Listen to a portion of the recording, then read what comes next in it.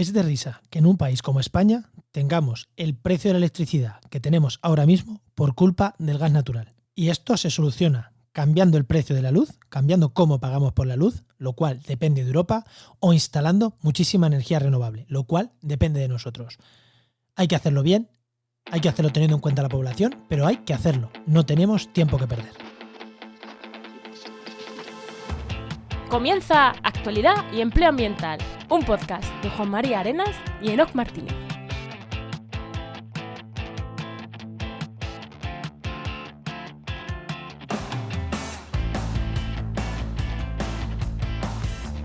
Buenas, soy Juan María Arenas. Y aquí Enoc Martínez. Y este podcast cuenta con el patrocinio de GeoInnova. Profesionales expertos en territorio y medio ambiente, que puedes encontrar en www.geoinnova.org. Hoy, en el programa 123 del martes 21 de diciembre, hablamos sobre el precio de la luz y el sector de la producción de energía con un director general, si no me equivoco, de una comunidad autónoma. Así que si queréis esperaros, ya os enteraréis con quién estamos hablando. Pero antes, Enoc, ¿qué tal tu semana? Uy, pues súper chulo. Hemos estado grabando esta semana los primeros episodios de un par de branded podcasts, o sea, podcasts de marca, que están súper guapos y que saldrán en enero, así que en enero los veremos. Y me los mandaste ayer para escuchármelo, ¿no? Y no lo he hecho todavía, así que no puedo hablar porque todavía no me los he escuchado. Bueno, ¿y tú qué tal? Pues yo, aparte de planificando el año para los clientes, que tenemos, pues, por ejemplo, GeoInnova y tal, gente que tenemos todo el año, he estado pegándome con bancos, con ayuda al empresario, con todo esto de, como sabéis que nos constituimos en empresa en enero, el 1 de enero, bueno, el 3 realmente, si no pasa nada, llevo una semana pegándome con bancos y con todo esto, la parte más fea de ser empresa, pero bueno, cosas necesarias que hay que hacer, ¿no? Bueno, venga, preséntanos, ¿a quién tenemos hoy? Pues hoy tenemos con nosotros a Pedro Fresco, que es licenciado en Química por la Universidad de Valencia, con máster en Energías Renovables y, como ya he dicho, director general de Transición Ecológica de la Generalitat Valenciana. Muy buenas, Pedro, ¿qué tal? Hola, Juan, ¿qué tal? ¿Cómo estás? Muy buenas. Hola, Enoc. Sí, no, director general, no me he equivocado. Digo, lo he dicho de memoria de primera, antes de leer la presentación, digo, espera, igual meto la pata. Lo has dicho bien, director general. Que para quien no lo sepa es como el paso por debajo están los consejeros, que sería como los ministros de las comunidades autónomas, y el paso por debajo estáis vosotros. No, realmente depende de la comunidad autónoma. En Valencia y en muchas otras, entre el consejero y los directores generales están los secretarios autonómicos, que llaman en Valencia secretarios generales en otras comunidades. ¿Vale? Ese es el tercer escalón, por decirlo así. Sí, pero con poder. Bueno, depende. Bueno, entramos con el empleo, ¿no? Venga, tira la musiquita.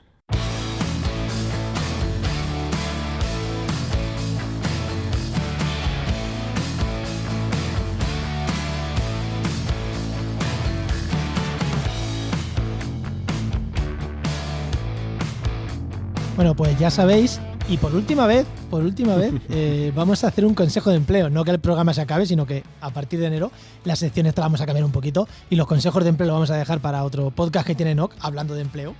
Así que último consejo del año y último consejo de esta época que hemos estado dando consejos de empleo. ¿No? ¿Qué consejo damos? Hombre, pues yo creo que como último consejo de empleo no podía ser otro que, ya que estamos en vacaciones, aunque nuestro trabajo, o sea, que aunque buscar trabajo sea un trabajo en sí mismo, todos necesitamos un descanso, así que no pasa nada, llega Nochebuena, vamos a tomárnoslo con tranquilidad.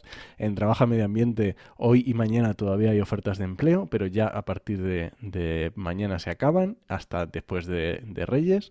Entonces, oye, no pasa nada, hay que despejar la mente, volver con ganas, hacer la estrategia, y yo creo que siempre viene bien una pausita y, oye, despejarse un poco. Y eso, y no vamos a decir que busquen entrar en empleo en trabajamediambiente.com porque ahora un par de semanitas no va a haber ofertas. Eso es. Bueno, venga, pregunta al invitado, ¿no? Bueno, Pedro, la pregunta que le hacemos a todos. Cuando eras pequeño, cuando eras un enano, ¿qué era lo que querías ser de mayor y cómo has llegado hasta aquí? Bueno, yo creo que cuando eres pequeño vas cambiando, ¿no? Siempre está tu época de astronauta, ¿verdad? Eso va cambiando hasta que llegas a una edad un poco más adulta. Yo recuerdo que un día fui al psicólogo del instituto, al psicólogo porque bueno, era quien te orientaba un poco para ver lo que querías hacer. Y me hizo un test y me dijo, tú, chaval, tú tienes un problema muy grave. Y dije, ¿cuál es el problema? que a ti te gusta todo. Como te gusta todo, no sé qué hacer contigo, ¿no? Entonces, bueno, empecé por ahí y luego yo realmente quería estudiar matemáticas. Pero mi profesora de matemáticas del último curso del instituto me recomendó vivamente que no lo hiciese, porque según su criterio, un poco obsoleto, hablo del año 99, ella pensaba que no tenía futuro las matemáticas. Ostras. Y fíjate todo lo que ya se podía empezar a ver en el 99, pero ha venido después, la programación, ¿de acuerdo? Sí, sí, Todo sí, sí, esto, sí. ella no lo ve. Entonces, claro, la matemática que tenía yo de profesora me decía que no, dije, bueno, pues voy a cambiar y voy a hacer química, ¿no? Que también el tema del laboratorio me gusta mucho. Y nada, hice química, luego empecé a trabajar en el campo de la gestión de residuos peligrosos. Anda, Fue mira. mis primeros trabajos, y luego empalmé un poquito con la consultoría medioambiental. Y luego yo me quedé en paro a principio de la crisis del 2008, ¿no? Realmente cuando ya empezaba la parte fuerte de caída de empleo, que era a final de 2008, yo me quedé en febrero del 2009, me quedé en paro. Y ahí me reciclé, ¿no? Yo recuerdo que me ofertaron enseguida una oferta de empleo en el sector de residuos y la rechacé porque quería cambiar. Dije, bueno, quiero hacer otra cosa. Y me salió la oportunidad de trabajar en una comercializadora eléctrica. Y dije que sí. Y bueno, ya esto fue a la carrera. Bueno, a la carrera tampoco porque te estoy hablando hace 12 años, pero bueno, trabajar allí. Luego escribí un libro, empecé a colaborar con la universidad, a escribir en prensa, escribí un segundo libro, hasta que un día me llamaron del ministerio y luego de la consellería para ser director general. Y pensando en que matemáticas la verdad que aunque esa profesora no la supiera, era un campo bastante prometedor. Sí. Ahora comparando con energía, ¿cómo lo ves? Matemática, energía, uy, uy, uy, ¿eh? Bueno, yo creo que se puede estudiar matemáticas y trabajar en energía. O sea, aquí el tema, la ingeniería, perdón, la energía ha sido un campo de ingenieros siempre. Y los ingenieros siempre han considerado que la energía era su campo. Pero eso es el pasado. Ahora llegamos los químicos y otras profesiones y los vamos a desbancar. Ahora que tenemos el hidrógeno, las baterías y la química es parte esencial. De hecho, es la forma de almacenamiento principal siempre es química. Bueno, hay mecánica también, pero mayoritariamente es química. Ahora vamos a desplazarlos y en el futuro la energía será el campo de químicos y yo soy la avanzadilla de esta nueva inversión de las ciencias puras hacia la energía. Bueno, oye, pues mira, para los que nos estén escuchando y no lo sepan, a lo mejor Oye, hacemos ahora de repente un montón de químicos. Enoch, no sé si, pero cuando estuvimos hablando de pila de hidrógeno y demás con Carlos Bernuy hace ya como 100 programas, creo que Carlos Bernuy también es químico, ingeniero químico, me suena, no lo sé. Ay, tendría me que pillas revisar. ahora. ¿Sabes a quién también relacionado con la energía es químico? Eloy Sanz, que también lo hemos tenido aquí.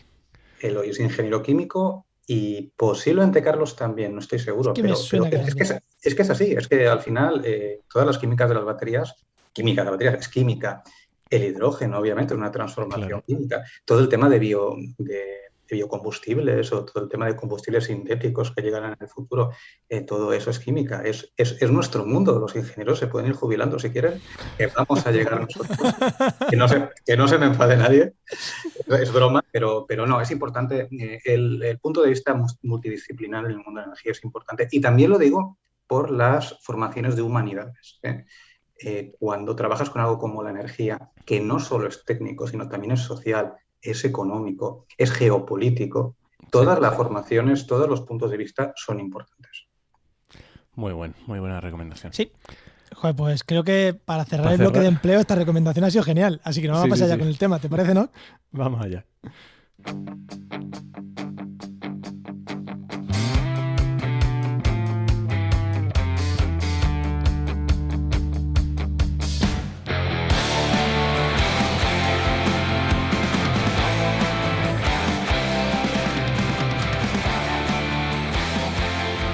Desde que entró este gobierno, el gobierno de España, hablábamos de transición ecológica. Parece que dejamos atrás el medio ambiente, el ministro de Medio Ambiente para hablar de un ministerio de transición ecológica.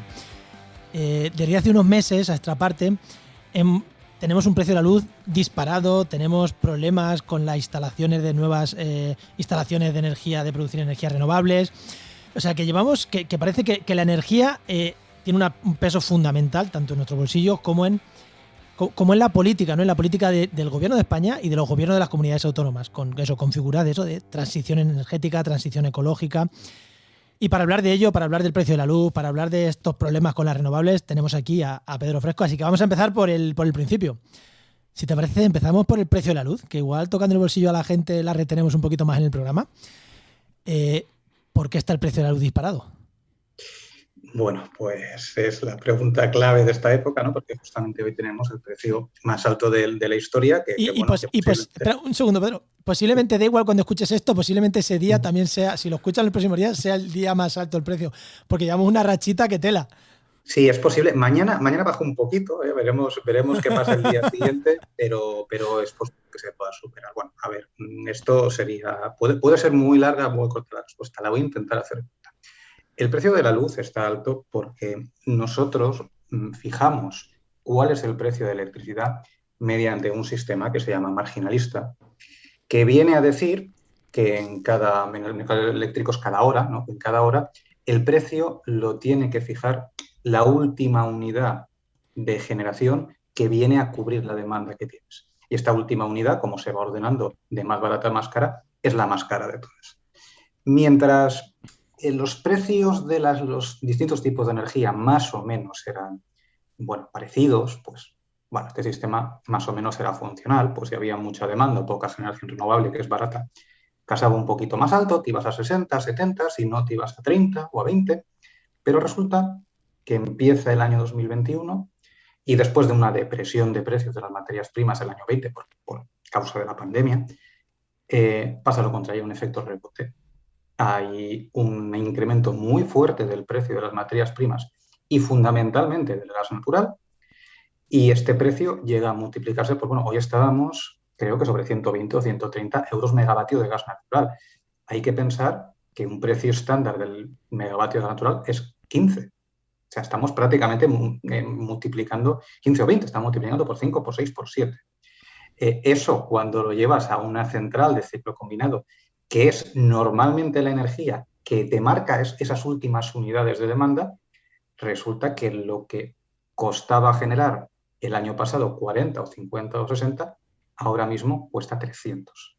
Y como tenemos esta forma de marcar el precio por el sistema marginalista, si la última unidad entra a 300, todo vale 300, independientemente de que la gran parte, la mayoría de la energía de ese mix, porque al final el 70% de nuestro mix eléctrico no depende del gas, eso puede estar a costes de 10, de 20, de 30, de 50, de 60, pero todo está costando 300 y todo lo estamos pagando a 300. Entonces, al final, es un problema del precio del gas natural que está disparado como no ha estado nunca en la historia, pero ojo, en la trastienda de todo esto es que hemos creado una forma de marcar el precio eléctrico que hace que sea el precio del gas natural quien marca. Si tuviésemos otra forma de marcar los precios de la electricidad, de otra forma de fijar los precios, evidentemente la parte de gas natural nos influiría en subir el precio, pero no habría subido de esta forma tan descabellada como llevamos viendo estos meses. Y si el problema, digamos, que es este sistema de precios marginalista, ¿por qué no lo cambiamos y elegimos otro sistema, vamos a decir, ¿no?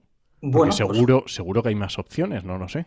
Sí, claro que hay más opciones y probablemente lo que tendríamos que hacer es buscar una opción novedosa que se adapte bien a la realidad a la que estamos enfrentando. Nosotros cada vez vamos a tener más energías renovables en el sistema, más energías que van a ser intermitentes y tendríamos que generar un sistema de precios que se ajustase a esto. Pero no es así, tenemos un sistema que es el marginalista y no se cambia porque a mucha gente le parece bien. Porque esto al final viene de una teoría económica del siglo XIX, donde dice que la fijación de precios marginales se tiene que hacer con la última unidad del cruce de la oferta y la demanda, es un tema económico. La última unidad que viene a satisfacer la demanda en función de su precio tiene que ser la que marque el precio de todo. Claro, eso dijeron los marginalistas en el siglo XIX, pero claro, el mercado eléctrico es otra cosa. En el mercado eléctrico, por ejemplo, no hay cruce de oferta y demanda como en otras cosas porque la demanda no es elástica, no se ajusta al precio. Si está muy cara, te fastidias, o sea, te fastidia y lo pagas. Si te cobran a 40, cobra a 40. Si te cobran a 300, te cobran a 300. De hecho, no hay más que ver ahora. Es decir, el año pasado había menos demanda con el precio a 32 que hoy con el precio a 300. O sea, la demanda no se ajusta, ¿no? Entonces, empezando por ahí, empezando porque las fuentes de energía muchas veces oscilan y suben mucho de precio por cuestiones coyunturales y tal. O sea, hay muchas razones por las que yo creo personalmente que el sistema marginalista no es adecuado. Pero como esto es un sistema europeo y muchos países en Europa piensan que sí que es adecuado, pues nos tenemos que fastidiar y tenemos que mantenerlo hasta que no se llegue a un consenso entre todos los países de Europa, con lo complicado que es eso, para cambiar este sistema marginalista por algo distinto, por algo más moderno, por algo que se adapte tanto a la cantidad de energías renovables que tenemos, como al hecho de que tenemos que sobrecargar el gas natural de costes por emitir CO2, porque es una cosa que queremos penalizar.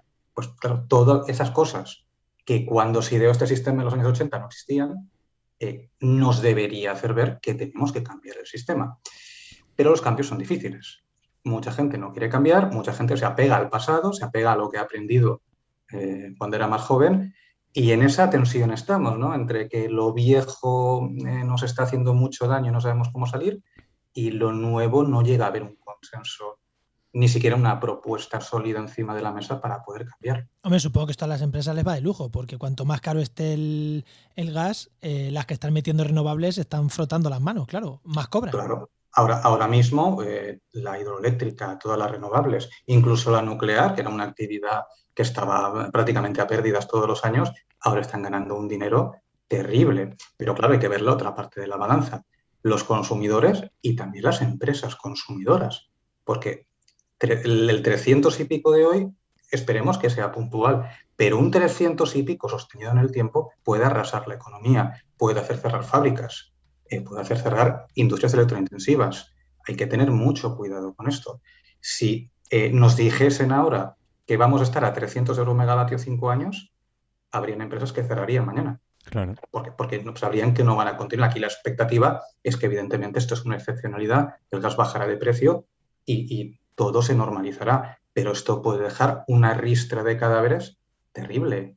Y por eso creo que es importante no solventar el sistema marginalista para ahora, porque no vamos a poder alcanzar los consensos, pero entender que esto es un problema y que cuando venga una nueva oleada de altísimos precios de gas en el futuro, que llegará en 2, 3, 5 años, volver a llegar, tener otros sistemas o por lo menos tener unas salvaguardas para que no pase esto, porque no puedes tambalear la economía ahora mismo, se puede caer la recuperación por este precio eléctrico y por este precio de gas. Ojo, que es que hay empresas que consumen gas y que ahora mismo muy probablemente muchas estarán a pérdidas. Y si no lo están es porque tienen contratos a largo plazo que les da un precio de gas más estable. Quien tenga que comprar gas a este precio de mercado puede ir, poniendo el bolsillo porque va a tener que pagar por trabajar. Oye, Pedro, y ya nos ha quedado un poco claro que el sistema este marginalista al final es un consenso europeo, digamos que se nos escapa un poco de las manos así, digamos, en el corto plazo, pero ¿qué pueden hacer las diferentes administraciones y tú desde la parte autonómica para luchar contra esto o para contrarrestar o a lo mejor tenemos que fijarnos en otras características de la transición ecológica que sean más fácil atajar o cómo lo ves tú desde tu sillón? Bueno, yo creo que hay que primero diferenciar administraciones que tenemos competencias distintas y luego también ver el corto y el largo plazo. Quien tiene potestad para hacer la regulación, a pesar de que es europeo, no es marginalista, pero para hacer una regulación más fina, es el Ministerio de Transición Ecológica. Lo que ha hecho para intentar compensar, lo primero ha sido bajar impuestos. Todo lo que subía el mercado lo ha intentado bajar por impuestos, claro, hasta que ha llegado el punto en que el mercado sube mucho más que los posibles impuestos que tú puedes bajar. Otra cosa que puede hacer es el bono social, por ejemplo, mejorarlo y ya lo ha hecho con el bono térmico, por ejemplo, cambiar la tarifa regulada, que es una cosa que parece que está en negociación, que quiere intentar. Y luego el gobierno, el ministerio, ha intentado hacer medidas para intentar recortar esta remuneración extraordinaria a todas estas renovables, hidroeléctrica y nuclear, que ahora, sin cambiar un céntimo su coste, donde ingresaban 40, ahora ingresan 300. Ha intentado arreglar el sistema por ahí, El problema es que todo es muy complicado cuando tú no puedes atajar la base del problema, que es el sistema marginalista.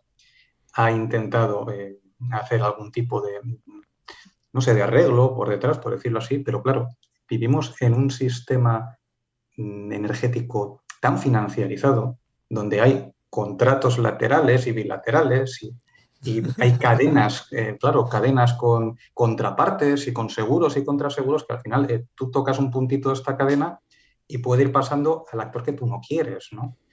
Y esto es un poco también lo que pasó con las medidas, con toda la buena voluntad del mundo. Se intentó atajar el problema, pero resulta que al final aquí habían actores en el mercado, seguramente los que ganaban más protegidos ante eso, y el problema, ¿no? Como quien toca un triangulito musical con un palo, iba moviéndose, ¿no? Iba pasando y acababa en un actor al que tú no querías perjudicar, por ejemplo, como el sector de las renovables. Entonces, el Ministerio lo tiene francamente complicado, más allá de tema de impuestos, más allá de tema de tocar la tarifa regulada. Y luego está a largo plazo. ¿Cuál es la opción a largo plazo? Bueno, pues si tenemos este sistema y no podemos cambiarlo, y sabemos que este sistema, cuando entra el gas es muy caro y cuando no entra el gas es muy barato, pues lo que hay que hacer es meter cosas que no sean gas. ¿Y qué son cosas que no sean gas? Renovables. Hay que poner renovables masivamente en el sistema. Y para eso tenemos competencia tanto las comunidades autónomas como el propio Ministerio. Tanto para las plantas de generación que son necesarias, como para potenciar los sistemas de autoconsumo o, por ejemplo, las comunidades energéticas. Y también estos sistemas de autoconsumo y estas comunidades energéticas, que al final son sistemas de autoconsumo colectivo para una comunidad de usuarios, por decirlo así, esto también le permite a la gente aislarse un poco del problema del precio eléctrico. Porque si tu sistema de autoconsumo te está generando lo que tú consumes o parte de lo que tú consumes, porque al final es parte, toda esa parte no está sometida a este enorme problema de volatilidad de precios. Por lo tanto, ahora mismo las políticas son incentivar las renovables, incentivar el autoconsumo e incentivar las comunidades energéticas, por lo menos por la parte que respecta a la Generalitat Valenciana y en el fondo a todas las administraciones españolas, porque es que es lo que podemos hacer. Claro, es que dos cosas. Yo quiero hacer dos puntualizaciones a todo lo que se está hablando.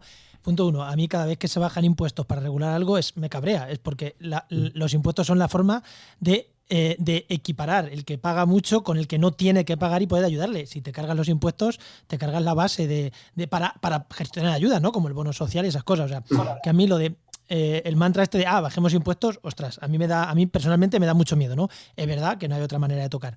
Y la segunda, que quería también puntualizar, por si alguien no puntualizar, sino aclarar, ¿no? Si dejamos de meter gas un día, el precio pasa de 300 a 30 directamente, de un día a otro. O a cero. O a cero. O sea, claro, que no es... Claro, que las medidas de tocar el sistema marginalista, tal, vale, puede ser que no sean 300, sean 220, sean 200, pero es que si quitamos el gas de la ecuación nos vamos a cero, prácticamente. O sea, que es un detalle importante para que los oyentes lo tengan claro, ¿no? Hay veces que te das cuenta, la propia casación del mercado diario, y entra en nada, o sea, 400 megavatios de gas. ¿Cuántos megavatios? Estamos hablando sobre bases de 30.000 o 30 y pico mil. Y dices, maldita sea, es que si hubiese habido un poquito más de renovable, este precio que está a 300, a lo mejor se iba a 20 o a lo mejor se iba a 0, ¿no? Y hemos vivido sobre ese límite muchas veces. Esta es la locura del sistema marginalista, que te cambian 1% la generación y el precio se divide por 300 o se multiplica por 300. Al final, el coste de generar y el precio que pagas a esa generación, con esta situación del precio del gas, se ha desconectado totalmente. No tiene ningún tipo de relación.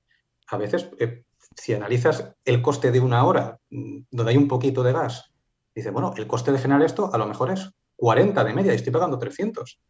Y en la hora siguiente dices, bueno, el coste es 39 y estoy pagando 10. ¿No? ¿Por qué? Pues porque el sistema marginalista hace cosas que son antiintuitivas, que tienen su sentido, insisto, con un pensamiento del siglo XIX traspuesto al mercado eléctrico, pero que yo considero personalmente que en un entorno creciente de renovables, en un entorno con tasas de carbono, de mercado de carbono, de CO2 para la electricidad y con todo lo que estamos viendo, perdón por la palabrota, pero viendo lo que estamos viendo, o sea, no querer ni plantearte si el sistema marginalista funciona bien y no querer ni plantearte si se puede mejorar, si eso no es un dogma, que baje Dios y lo vea. Perdón, con respeto. Totalmente de acuerdo, sí, es que ya está, no tiene más. Vale, y bueno, ya ha quedado claro el desastre que tenemos con el poner precio a la luz y que de momento tenemos que tirar por lo menos un tiempo para adelante con ello. Vale. Pero es que justamente esta semana he leído alguna noticia, o la semana pasada, hablando de que por primera vez en la historia la eólica se convertía por primera vez en el mix energético español. O sea que, yo qué sé, habrá esperanza para el futuro, ¿no? Sí, a ver, esperanza para el futuro. A largo plazo, o medio plazo, claro, el medio plazo depende de lo que consideres medio plazo, así que voy a decir largo plazo. La electricidad va a ser más barata de lo que estábamos acostumbrados antes de esta crisis de precio. Esto es una cosa puntual que al final pasará, llenará los bolsillos de los que producen gas, ¿no? Y de los que han vendido en este sistema marginalista y tal, pero el precio volverá a bajar. Y volverá a bajar porque vamos a instalar muchísima renovable. Este es el objetivo que tenemos. La eólica por fin ha sido la primera fuente de energía. Tenía que haberlo sido en el año 20, pero el año 20 fue un mal año eólico. Entonces, pues estuvo ahí cerquita de la nuclear, que es la primera, pero no llegó a pasar porque hubo un noviembre muy malo. Por ejemplo, es un mes muy bueno para la eólica, pero el año pasado fue malo. Y este año ya se ha superado. Y probablemente en situaciones normales, y si vamos instalando eólica, que es el objetivo y que en muchos proyectos, ya va a ser siempre la primera fuente de energía del país. No sé si a lo mejor en 10 o 15 años podría superar la solar, pero vamos, ninguna energía convencional, por decirlo así, va a volver a superar la eólica. Lo que hoy es 23% más o menos de eólica, en los próximos años subirá 25, 28, 30, iremos hacia arriba. Y la solar, que entre la solar fotovoltaica y la termoeléctrica tenemos más o menos un 10, llegará al 20, llegará al 30, iremos subiendo. El objetivo para 2030 es que más del 70% del mix eléctrico sea solar, eólica y hidráulica. ¿De acuerdo? Lo que hoy es un 45 pasaría al 74, creo que es la cifra. Eso evidentemente va a hacer que en muchísimas horas no entre el gas y que ya no nos importe cuánto va el gas, porque esas horas irán a cero. En las horas que entre el gas, pues bueno, el gas seguirá siendo un problema y también tendremos que, independientemente de todo esto, si el gas sigue siendo el problema una serie de horas, tampoco es cuestión de que cuesten 300. O sea, habrá que tener mecanismos también para que no haya beneficios extraordinarios, por mucho que queden minorizados por un menor número de horas en que el gas afecte. Aquí está clarísimo está clarísimo. O sea, España tenemos una ventaja competitiva, que es el sol y es el viento, que el sol lo teníamos todos ya más claro con el tema de sol y playa. Lo del viento algunos se los ha encontrado de repente, que no sabíamos que teníamos este recurso aquí tan potente. Pero claro, Juan, ¿qué pasa cuando tenemos todo esto? Pues pasa que tenemos un montón de problemas. Tenemos un montón de problemas de gente oponiéndose a... O sea, que está muy bien. Y además es gente que está muy bien, muy ecologista, muy tal, pero que se opone a la instalación porque está muy bien irte de Albacete, de Madrid a Valencia y cruzando Albacete te vean los aerogeneradores, pero ahora que no me los pongan cerca de Valencia donde yo me voy a... Hablando de Valencia, ¿no? Ya que tú estás en Valencia, que no me los pongan cerca de Valencia, cerca del monte donde yo me voy a pasear. Eso, está muy bien verlos en Cádiz cuando voy de vacaciones, pero que no me los pongan en la playita que yo me guste paradisíaca, ¿no? Y hay un problema, y es que va a haber que poner molinos en todos sitios, y aquí creo que lo hemos dejado claro. O sea, hay cosas más graves, ¿no? que romper, ¿no? La estética en algunas zonas. Lo que tú has dicho, nos podemos destrozar la economía si no conseguimos bajar los precios, y se hacen con energía. ¿Cómo estáis gestionando eso? Porque tú, Pedro, creo que eres de nuestra posición o incluso más radical aún, ¿no? Hay que hacerlo y hay que hacerlo ya. Es que, ¿cómo gestionamos este problema de esta gente que se está poniendo a estos parques eólicos, a estos parques fotovoltaicos? Vale, es una pregunta compleja que tiene muchos matices, muchas aristas. Voy a intentar responderla correctamente. Yo, por supuesto, soy de instalar masivamente y ya, y lo he defendido así. Yo creo que tiene que estar claro. Más allá de todo este tema económico, no olvidemos el centro del debate. Aquí hay un cambio climático que ya está aquí, que a nivel de España ha hecho aumentar la temperatura ya 1,8 grados, cuando en el mundo se ha aumentado 1. Esta zona es especialmente vulnerable y nos podemos ir a temperaturas de 5, 6, 7 grados más. La temperatura media de España pasaría a ser la temperatura media de Siria o del Líbano, ¿no? O de Israel. O sea, hay que tener claro eso y que ese es el tema. Y eso amenaza todo. Amenaza los ecosistemas, amenaza la propia agricultura. Quien piense que con 7 grados más va a seguir cultivando lo mismo de la misma manera, pues se equivoca. O no podrá hacerlo o tendrá que hacerlo con unas inversiones muy fuertes que a lo mejor pueden poner en riesgo la viabilidad de ese cultivo. Afectaría a la salud, por supuesto, afectaría a una habitabilidad cómoda, ¿no? En este territorio, digámoslo. Entonces, este es el problema fundamental. Y para eso, y como el 75% del problema es la emisión de gases que produce la energía, que produce estar sacando ese carbono que tenemos debajo de la Tierra, que pertenece al carbonífero o al Jurásico o a otras épocas, que lo estamos sacando fuera y estamos convirtiendo la Tierra en lo que no es, lo que no le toca ser a esta época y lo que no le toca convivir a las especies que estamos aquí, esto hay que cortarlo. Y solo se corta, o sea, no, como no podemos parar el mundo, no podemos apagar las luces de todo, porque la humanidad no iba a aceptarlo. Esto hay que ser claro. Lo que dice, no, es que dejemos de consumir. Sí, claro, pues vaya a unas elecciones y plantee a ver qué opina la gente. Porque si a la gente le pones, no, vamos a dejar de consumir, y el otro lado llega el señor este chiflado de ultraderecha diciendo que esto es mentira, que la pandemia es mentira, el cambio climático también y todos son los chinos, van a votar a ese señor y ya se apañará a la siguiente generación. O sea, eso políticamente hay que tenerlo claro. Y como esto está claro, hay que instalar renovables. Ahora, esto tiene evidentemente conflictos. Tiene conflictos de que este es un cambio muy grande de paradigmas, un cambio de civilización, y todos los cambios grandes dejan ganadores y perdedores. Los dejan económicos en sectores, ¿no? Por ejemplo, la minería del carbón, pero a lo mejor también el propio sector de la automoción en el futuro necesitará menos mano de obra. Bueno, hay perdedores, pero luego también hay cambios importantes y uno de ellos es el paisaje. La energía renovable tiene muchísimas ventajas, pero tiene un inconveniente, que es que tenemos que ocupar superficie, de ocupar espacio para captar la energía natural. Ya no la tenemos concentrada en trocitos de carbón o en líquidos, ¿no? Necesitamos amplias superficies. Podemos usar los tejados, pero nos llega para lo que nos llega, que es para un porcentaje muy pequeño de nuestras necesidades energéticas, que a lo mejor cubre nuestros consumos de nuestras casas, pero no va a cubrir la industria, no va a cubrir el transporte, no va a cubrir todo aquello que tenemos que hacer que desaparezcan los combustibles fósiles. Entonces, el paisaje va a tener que cambiar y vamos a tener que convivir con aerogeneradores, vamos a tener que convivir con campos que van a tener placas solares, ¿de acuerdo?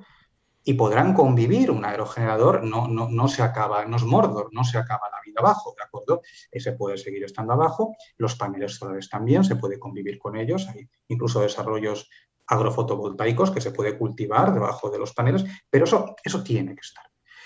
Pero claro, son cambios y cambia el paisaje.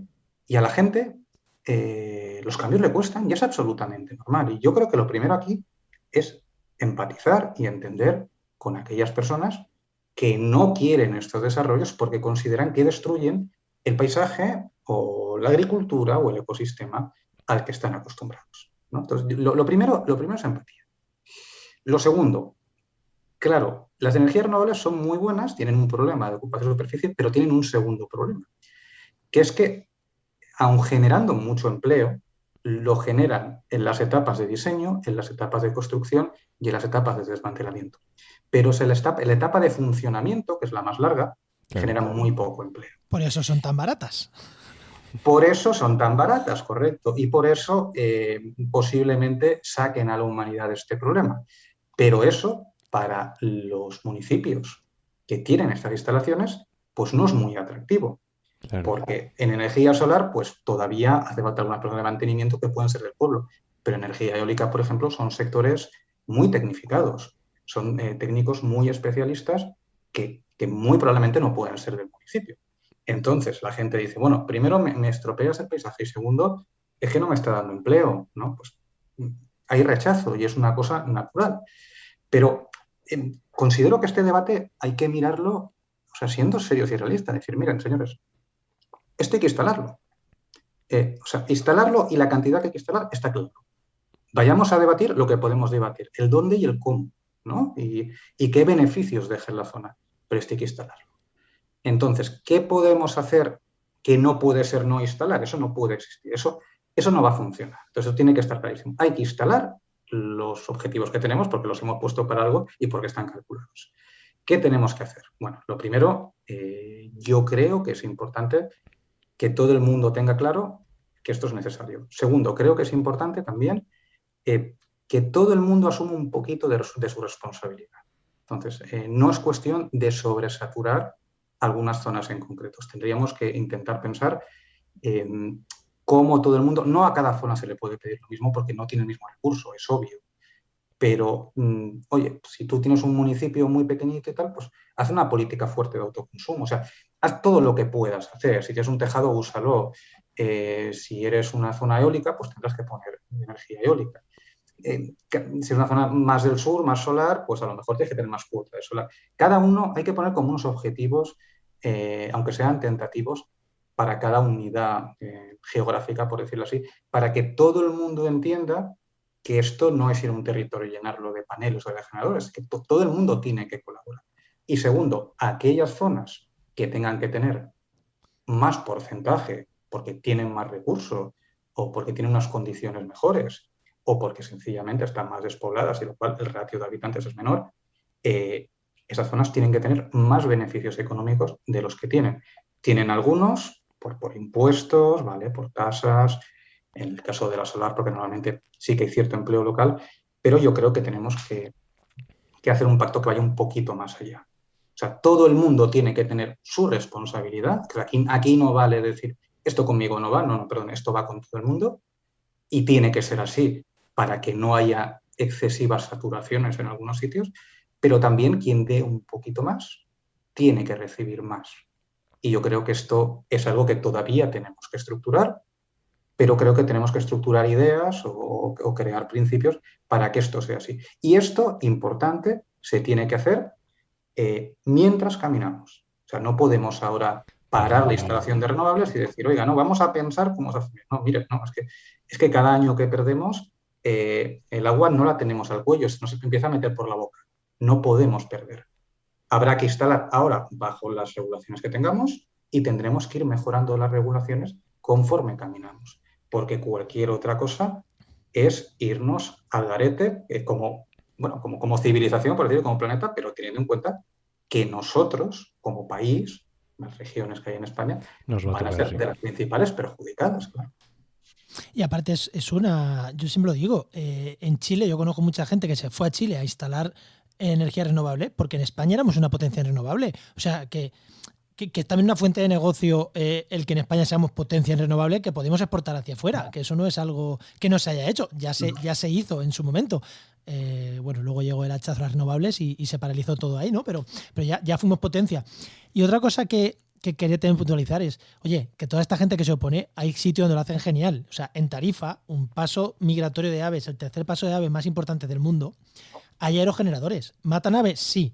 Pero hay un control que hay muchísima vigilancia ambiental y cuando se están acercando a los molinos, los alimoches, el guarda, el agente forestal, el técnico que esté allí, con un telefonazo para un molino. O sea, que hay formas de hacer las cosas bien y allí se están haciendo bien. Claro, Tarifa, uno de los sitios de más viento de España, no se puede permitir no tener aerogeneradores y se está haciendo bien. O sea, yo creo que se puede hacer bien en algunos sitios lo que tú estás diciendo. A lo mejor ahí hay que meter dinero en agentes forestales, en guardas, en técnicos, bueno, vale, pues mejor eso que seguir contaminando, ¿no? O sea, que hay experiencias que se hacen bien y creo que tiene que ser el ejemplo.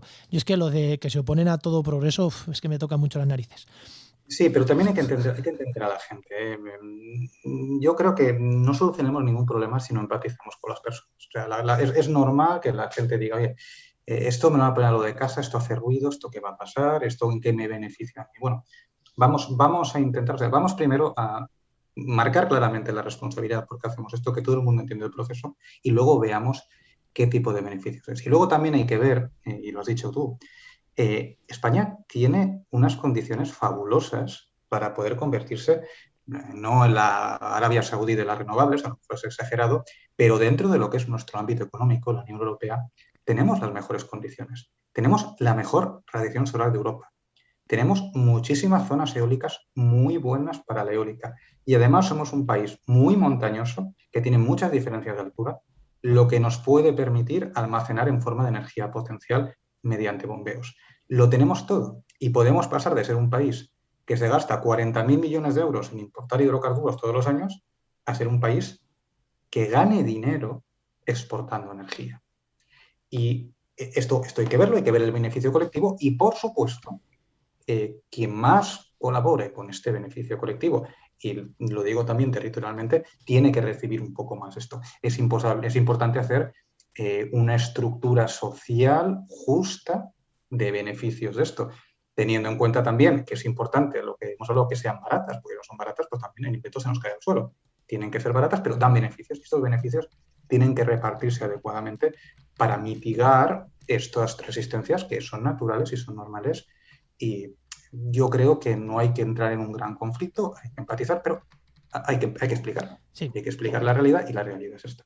Espera un segundo, igual Perdón. la vinculación al paisaje es importante. Yo es que tengo la imagen de que en mi pueblo, en Munera, en Albacete, desde que yo me acuerdo, tenemos aerogeneradores. Entonces, claro, es que igual para mí el paisaje ya es con molinos de viento. Entonces... Fíjate, para mí yo veo molinos de viento cuando voy por una carretera, a mí me gustan los aerogeneradores, pero es que yo tengo mi sesgo. Claro, yo por eso. Para mí mi paisaje ya es con aerogeneradores. Entonces, ir a Tarifa lo veo y vale, bien, si es que es mi paisaje.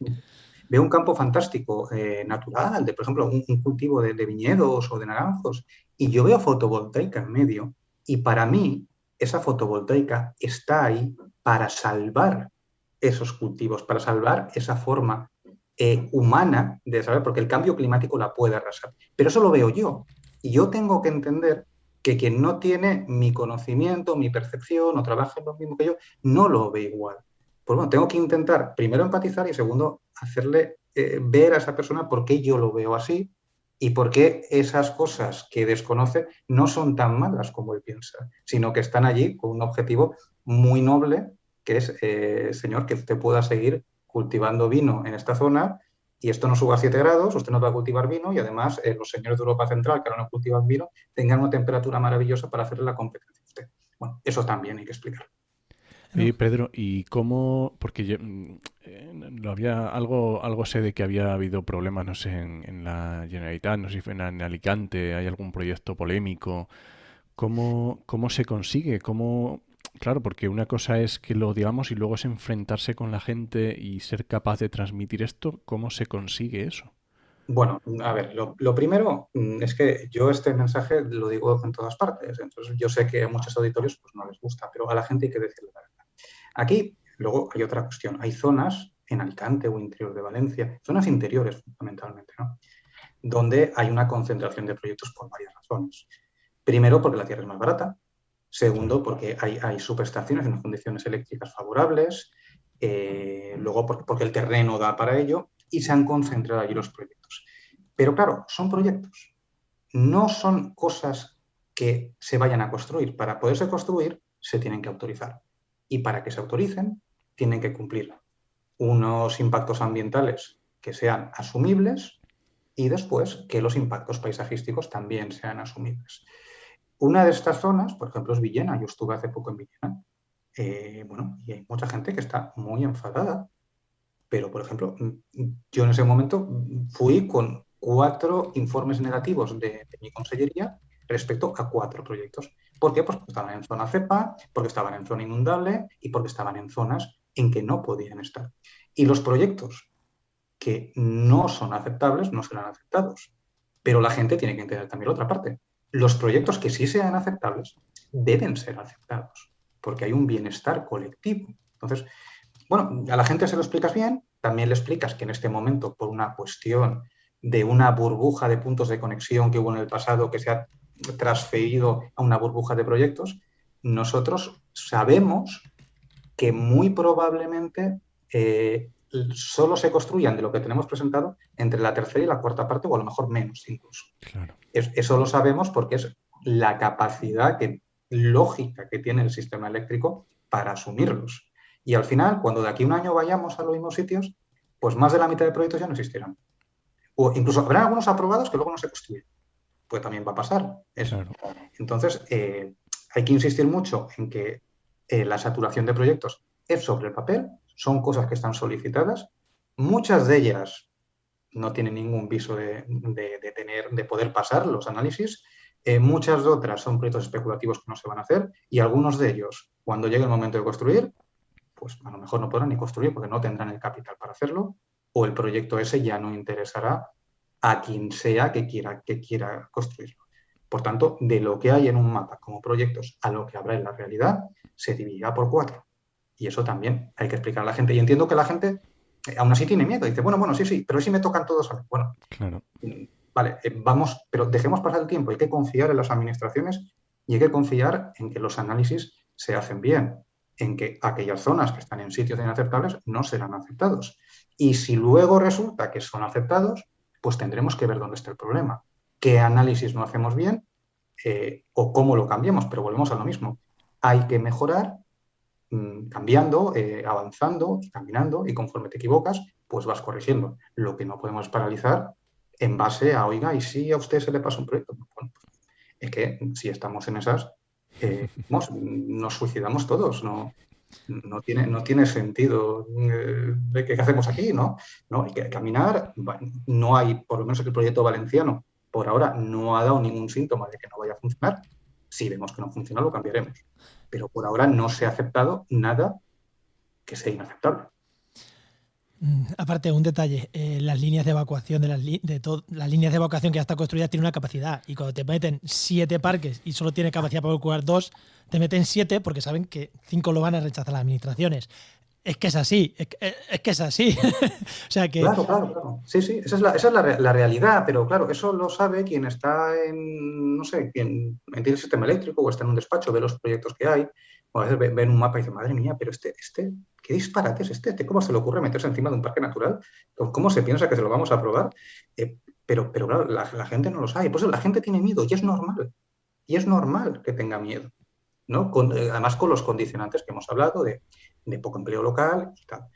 Pero bueno, por eso hay que ir a hablar, a la gente se lo dices así, la conversación empieza muy elevada, la gente está muy asustada, luego baja un poco y cuando llevas media hora acabáis como amigos porque todo el mundo ha entendido el punto de vista del otro. Y al final yo les entiendo a ellos y ellos entienden un poquito mejor por qué es importante estos desarrollos y por qué las cosas no van a ser esa amenaza fantasma que vemos sobre un mapa.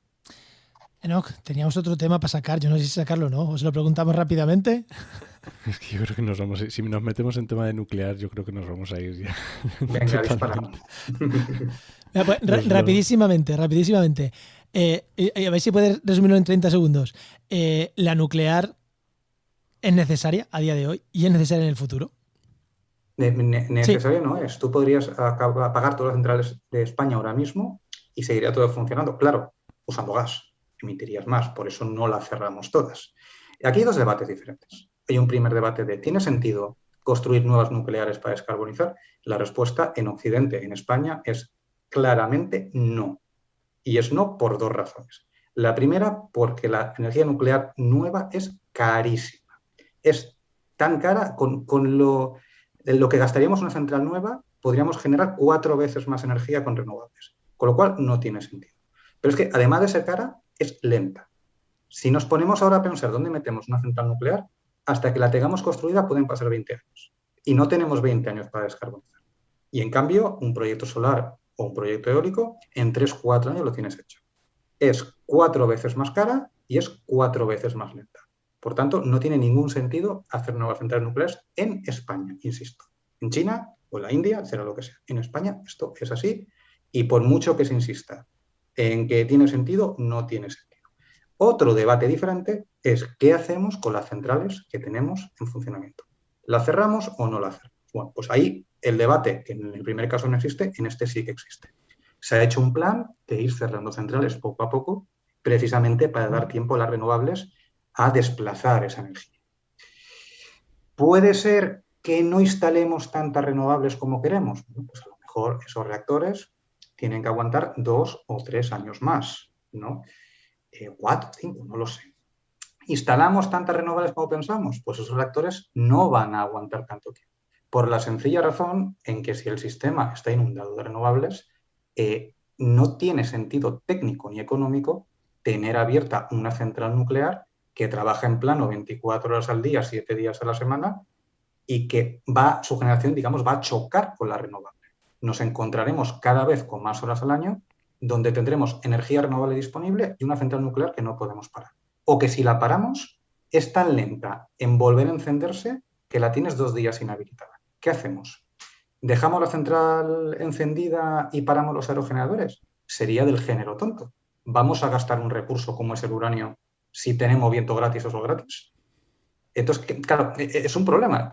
Si hago eso, estoy haciendo el tonto. Si en cambio paro la nuclear, resulta que paro la nuclear, la tengo 2 días parada hasta que se vuelva a encender. Entonces, esa nuclear es inviable porque no trabaja el número de horas que es necesario para que venda energía para que se mantenga.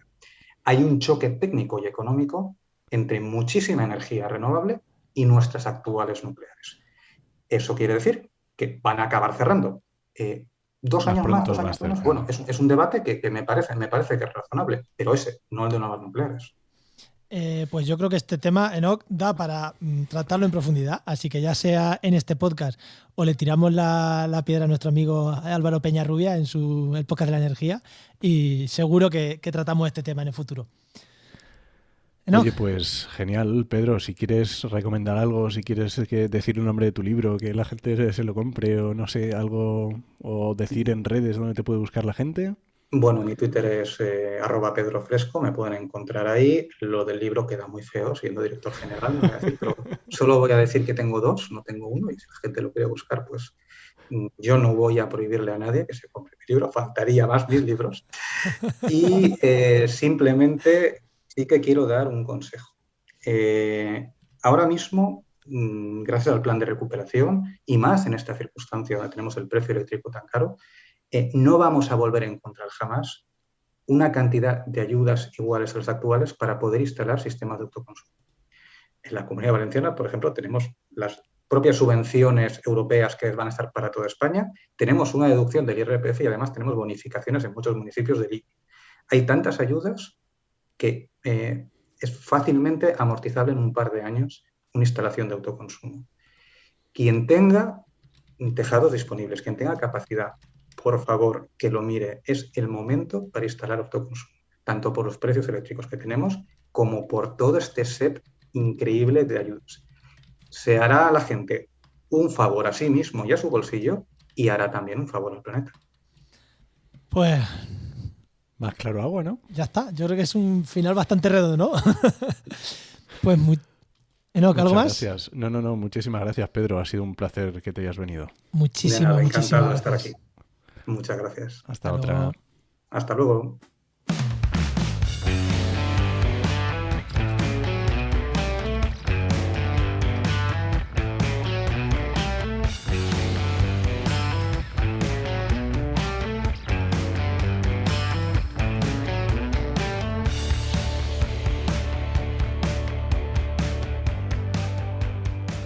Bueno, vamos con la sección de Heinova, que ya tenemos aquí a nuestro amigo Luis.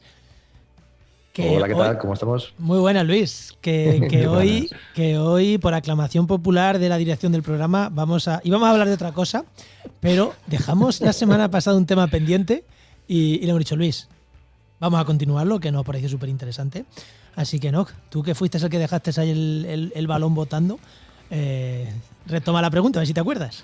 Pues la semana pasada estuvimos hablando de participación pública en proyectos y en planes, y hoy vamos a hablar, que Luis nos expliques alguna metodología que se utiliza para que sea de verdad. No esto de hacer una encuesta que contestan 4 amigos. A ver, metodologías chulas. Oye, espera, antes de continuar, Luis, si alguien escucha esto y no sabe de lo que hablamos, que se vaya al programa anterior, a último tercio del programa, y escuchará lo que es la participación pública, y después que retome desde aquí. Ahora, Luis, retoma tú. Bueno, a ver.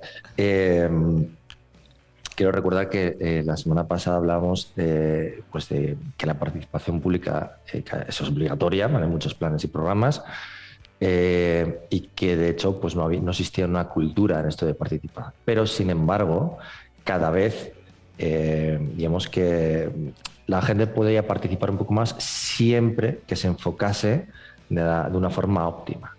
Que las encuestas, que es una forma de participar, no es un método bien visto por las administraciones, si bien es yo creo que el más utilizado para la mayoría de los proyectos, ¿vale? Que el Hombre, problema que que si tenían se las hicieran encuestas bien, ¿no? era... Que si bueno, se hicieran bien y se hicieran mucho y se participara todo el mundo, pues a lo mejor estaba muy bien, pero... Claro, efectivamente, pero ahí el tema es normalmente el tiempo que tienes de plazo para desarrollar la encuesta y después darla a conocer y dejarla ahí, etcétera, ¿vale? Normalmente ya sabes que los técnicos vamos muy apretados en tiempos, ¿vale? Entonces, a nosotros nos encanta hacer participación pública, bien sea, mira, hemos estado trabajando participación pública en planes de actuación urbana municipal, en planes de emergencias territoriales últimamente, en temas de turismo, ¿vale? Digamos, para cualquier tipo de proyecto de planificación estratégica, incorporar las sensibilidades que tienen los diferentes stakeholders, los diferentes participantes del territorio, tanto sociales, económicos, ¿vale? Pues es algo básico, ¿vale? Porque Claro. ellos te van a dar una lectura de las personas que viven, que habitan ese territorio, ¿vale? Entonces, O sea que vosotros desde Pamplona no sois capaces de hacer el plan urbanístico de un pueblo en Alicante sin ir a preguntarles. Vaya locura estás planteando, Luis. Evidentemente, o sea, yo creo que es básico. Vamos a ver, el equipo técnico que desarrolle un plan general sin hacer un plan de participación adecuado, pese a que está dentro a 1000 kilómetros de distancia, no creo que esté haciendo las cosas bien. Bueno, ¿vale? ahora bromas aparte, cuéntanos cómo se hace, cuéntanos alguna manera chula de hacerlo. Bueno, a ver, a nosotros nos encanta siempre hacer un poco mix, ¿vale? Porque al final una participación, o sea, digamos, una memoria, un plan de participación pública, pues tienes que trabajar diferentes líneas. Las encuestas efectivamente pueden estar ahí, ¿vale? Pero siempre tienen que estar dirigidas o enfocadas a captar a cierta información o ciertas personas o ciertas sensibilidades concretas. No pueden ser medio único, ¿vale? Partiendo de ahí, una de las metodologías que más utilizamos son los talleres en los cuales trabajamos mediante diferentes tipos de mesas, ¿vale? En estas mesas trabajamos lo que le llamamos la metodología de Work Café, ¿vale? Que es una metodología en la cual digamos que se agregan en cada mesa 5 o 6 personas de diferentes ámbitos. Y lo que le haces es plantear en cada mesa una línea estratégica, una idea, ¿vale? O una línea, una variable del proyecto, del plan que quieres trabajar, ¿vale? Entonces, en esa mesa, pues hay una persona que va a ser la que coordina, ¿vale? Dentro de esa mesa, que esa persona estará digamos, en una sentada, vamos a decirlo de una forma, que es la que irá recogiendo toda la información y apuntando dentro de un tablero cuáles son las ideas o cuáles son las opiniones, ¿vale? Entonces, dicho eso, pasará un tiempo, 15 minutos de reflexión sobre esa línea de trabajo, se levantarán todas las personas menos ese coordinador, ¿vale? Y se sentarán otras personas de otras mesas y se van intercambiando entre las diferentes mesas, ¿vale? Vale, incluso ese coordinador no va a ser el mismo siempre. O sea, cada vez que se sienta uno, el coordinador después, el que era coordinador antes, pasará a otra mesa y se quedará como responsable de esa mesa otra persona que de las últimas que se ha sentado, ¿vale? De tal forma que se van incorporando diferentes sensibilidades y, ojo, no siempre van los mismos a las mismas mesas, se van mezclando todo el rato. ¿Qué tenemos con esto? Que aquellas personas que son reacias a trabajar o hablar en público, cuando reduces ese público y los haces trabajar entre 5 o 6 personas, no son tan reacias. Es decir, Bueno. ahí se abren más a hablar. ¿Por qué? Porque ya es un grupo pequeñito, ¿vale? Entonces, se van viendo también cuáles son las diferentes opiniones que se han trabajado ya previamente en la mesa y se hacen incorporaciones o detalles, etcétera, se van incorporando dentro de las conversaciones. ¿Qué tenemos ahí? De todo eso, al final podríamos de hacer el taller de todas las ideas de trabajo, pues si 6 mesas, pues hay que hacer 6 vueltas. Pues después se incorporan todas las principales ideas, se incorporan en unos carteles grandes. Y a partir de ahí la gente va con pegatinitas, ¿vale? Se deja en reflexión poniendo pegatinitas en los carteles en aquellas ideas más interesantes, las que más les gusta. De tal forma que tenemos al final un trabajo muy elaborado, digamos, de cuáles son las preferencias entre todos, de todas las ideas que se han expuesto de todo el mundo y cuáles son las preferencias. Pues claro, yo a lo mejor me siento en esta mesa, pero no me vuelvo a sentar. No sé qué han votado, qué líneas han o qué han podido decir en otra ocasión, ¿vale? Entonces después cuando me levanto puedo ver el resto, ¿vale? Que digamos que a partir de ahí también se ha trabajado previamente entre una cosa y la otra, siempre hay un trabajo de tranquilidad, bueno, de la cual hay una reflexión que se habla un poquito en general, ¿vale? Y al final de ahí se vota. Y todo esto del World Café es importante que para que esas personas se encuentren cómodas, ¿qué haces? Pues les pones un poquito de café, un té, les pones unas pastitas, ¿vale? Y eso hace que la gente se relaje y que personas que en principio parece que vayan a estar directamente a la que vote o directamente a cerrarse, simplemente a informarse, pero no van a decir nada, les pones pues eso, como cuando te vas a tomar un café con los amigos, pues entonces tienes ahí pues durante 15 minutos reflexiones entre grupos de gente que a lo mejor no se conoce o que dependiendo de los municipios pues es posible que se conocen demasiado, pero se abre mucho más a la lectura y a hablar y a participar porque son grupos más cerrados, ¿vale? Pero en definitiva al final lo que tenemos es la sensibilidad de todas las personas participantes, ¿vale? ¿Y cuánto, y una dinámica de estas, cuánto tiempo, cuánta gente es ideal que participe y cuánto tiempo lleva? Pues mira, normalmente pueden llevar en 1 hora y media mínimo, son 1 hora y media, 2 horas máximo, ¿vale? Te cuenta que al final la gente se cansa. Se cansa, claro. Por eso. Entonces, las personas que estén dirigiendo esto tienen que saber hacer esto muy bien. Y sobre todo pasa por un planteamiento, por un trabajo anterior grande, elevado, porque esas personas ya tienen que saber muy bien qué lectura hay del territorio, qué es lo que quieren plantear, cómo plantearlo, cómo dirigir aquellas cuestiones, ¿vale? Esto no quiere decir que vayan a quitar aquellas cosas que no les interesan, ¿vale? Sino simplemente a dirigir bien, para que la gente no se le vaya por los cerros de Úbeda, ¿sabes? Que suele pasar, ¿vale? No sé, entonces hay que ir dirigiendo, hay que ir enfocando para que vaya bien el camino. Estas cosas no las hace cualquier persona, tienen que saber desenvolverse en ese sentido. Y bueno, nosotros ahí pues tenemos bastante experiencia, llevamos bastante trabajo y a nosotros nos encanta hacer la participación pública. Otra cosa es que después, pues muchas veces sea muy complicado implementar ese tipo de procesos para otro tipo de cosas que no sean planeamiento, sino para proyectos, ¿vale? Por lo que hemos dicho antes, por los tiempos, los plazos que tenemos, pues es más complicado hacer todo esto. Oye, y de todas estas ideas o todo este caldo de cultivo que se ha generado y que luego se ha valorado, ¿eso luego es fácil de pasarlo al proyecto? ¿Es sencillo o se hace algunas líneas como resumen o cómo se plantea eso? Vale, tú date cuenta que el World Café vamos a plantear, por eso te digo que es un planteamiento a larga distancia. Tú no puedes decir, eso voy a hacer una cosa. No, hay diferentes actuaciones de las cuales incorporas todas esas sensibilidades. Y el World Café es una base, ¿vale? De la cual vas a obtener mucha información. Esa información supuestamente después vas a tener que, vamos a decir, geolocalizarla, vas a tener que pintar, vas a tener que trabajar sobre ellos, resumiendo, sistematizando todo lo que te van diciendo. Y es posible que después nosotros incorporamos normalmente otra sesión, ¿vale? De trabajo en las cuales se trabajan ya de una forma más concreta cada una de esas líneas de actuación, ¿vale? Eso lo puedes incorporar, toda esa información que has sacado, la puedes incorporar en un DAFO. ¿Vale? Y a partir de ese DAFO, que para aquellos los que no sepan lo que es un DAFO, que yo entiendo que mucha gente a lo mejor sabe o no, ¿vale? Es un cuadro en el cual se exponen las debilidades, amenazas, fortalezas y oportunidades del programa, el plan o el proyecto que tú estás trabajando. Es decir, ¿qué puedes plantear ahí? ¿Cuáles son los peligros? ¿Qué oportunidades tiene ese territorio para poder desarrollarse? ¿Vale? Entonces, todas esas sensibilidades que tú has recogido a través de este trabajo de participación pública se incorporan a ese DAFO. Y a partir de ahí tú puedes volver a trabajar un taller con estas stakeholders, ¿vale? Y exponer el DAFO, las conclusiones a las que has llegado y volver a tomar un poquito, decir, oye, ¿qué os parece esto? ¿Vale? ¿Hay algo que me he saltado? ¿Hay algo que se nos haya pasado?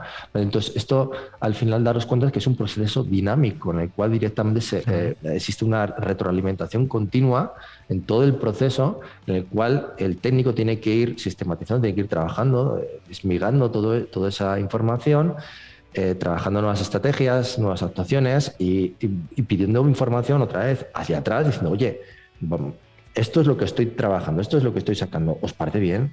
Claro, eso es complicado, porque muchas veces no está pagado.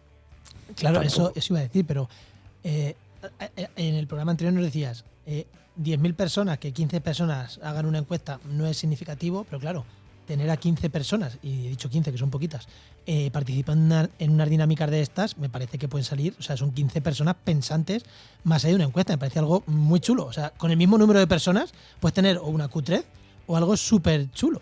Efectivamente. Tú date cuenta, muchas veces esto se trabaja a través de agrupaciones, ¿vale? De representantes. Muchas veces, ¿vale? Porque cuando tú quieres disparar directamente a toda la población, ¿vale? Voy a todos ellos, las encuestas es el método, uno de los métodos más óptimos, ¿vale?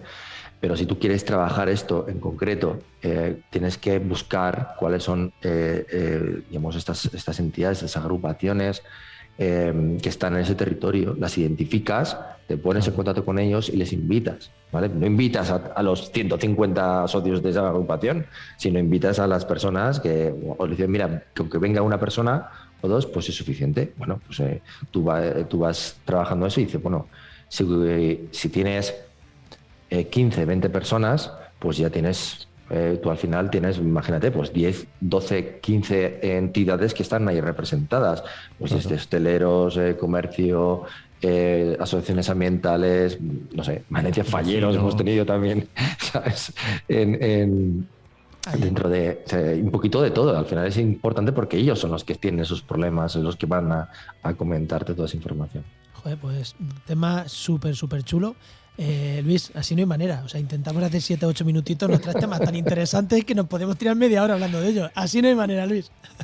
Bueno, intentaré reducir. No. Sigue trayéndonos temas así interesantes. A mí me encanta. Sí, claro. El problema es cuando hablas y estás a gusto, ¿vale? Y cuando hablas sobre una cosa que te gusta y que te gusta trabajar, pues al final, pues. Se te pasa el tiempo. Bueno, Luis, pues muchísimas gracias, como siempre. Muchas gracias, Luis. Y el año que viene seguimos, ¿no? Sí, por supuesto. Ahí está. Pues recuerda que esta sección te llega gracias a nuestro patrocinador, a GeoInnova. Profesionales expertos en territorio y medio ambiente. Y que puedes encontrar en www.geinnova.org y seguir escuchando el año que viene en este podcast.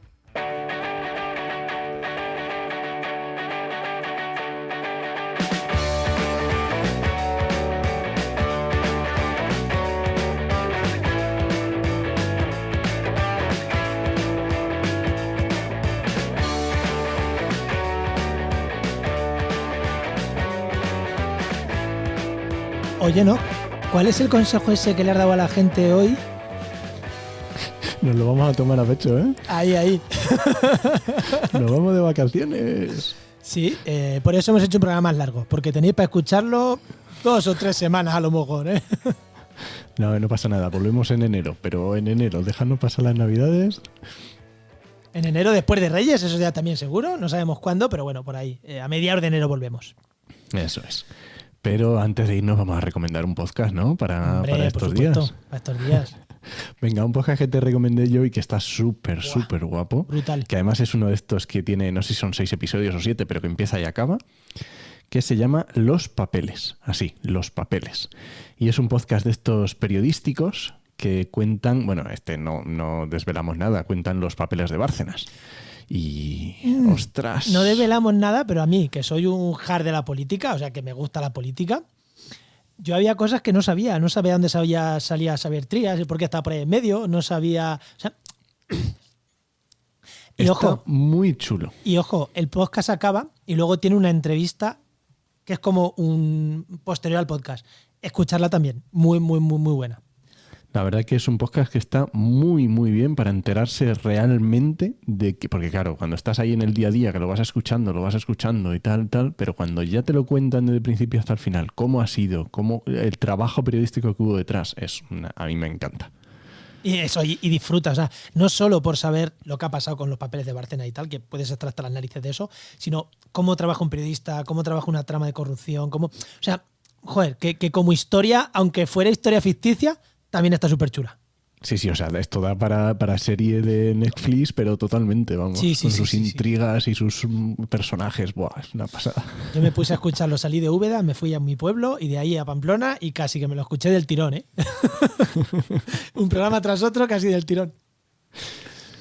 Bueno, ¿nos vamos? Venga, vámonos. Pues nada, este podcast pertenece a la red de podcast Podcastidae, la red de podcast de ciencia, medio ambiente y naturaleza. Y muchísimas gracias por compartir el programa, muchísimas gracias por vuestros comentarios en redes sociales, muchísimas gracias por compartir programas antiguos, ya que tenéis muchos días, compartir programas antiguos, leche, que estamos en Navidad. Y nada, que os esperamos en el siguiente programa de actualidad y empleo ambiental. Nos escuchamos. Adiós.